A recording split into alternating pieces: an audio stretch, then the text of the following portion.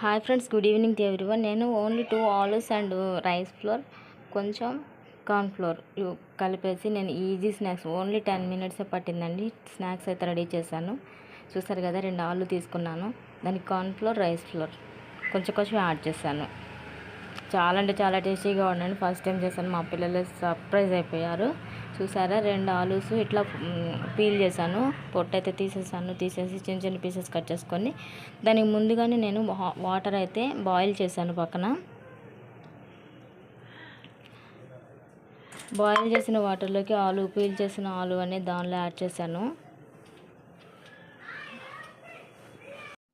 చూసారు కదా, అవి కొంచెం మెత్తగా, అంటే మరీ మెత్తగా అవ్వాల్సిన అవసరం లేదు, కొంచెం మెత్తగా అయితే చాలు. దాన్ని స్మాష్ చేసేసుకున్నాను. స్మాషర్ తోటి మెత్తగా అయిన తర్వాత దానికి నేను కొంచెం కార్న్ఫ్లోర్, కొంచెం రైస్ ఫ్లోర్ యాడ్ చేశాను. కొంచెం కార్న్ఫ్లోర్, కొంచెం రైస్ ఫ్లోర్ యాడ్ చేసేసి కొన్నే చేశాను. ఓన్లీ 2 ఆలూసే ఉన్నాయి. 2 ఆలూస్తో ప్రిపేర్ చేశాను.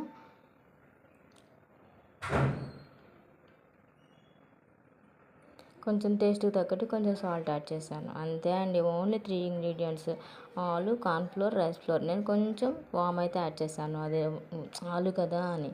మా పిల్లలకి ఏమైనా స్టమక్ పెయిన్ వస్తుందేమో అని చెప్పేసి కొంచెమే యాడ్ చేశాను. మీకు అవసరం లేకపోతే స్కిప్ చేసుకోవచ్చు. చూసారు కదా, చిన్న చిన్న పీసెస్ లాగా ఇట్లా రౌండ్ చేసేసుకొని ఫోర్క్తో జస్ట్ అలా చేసేసుకుంటే షేప్ వచ్చేస్తుంది అనమాట.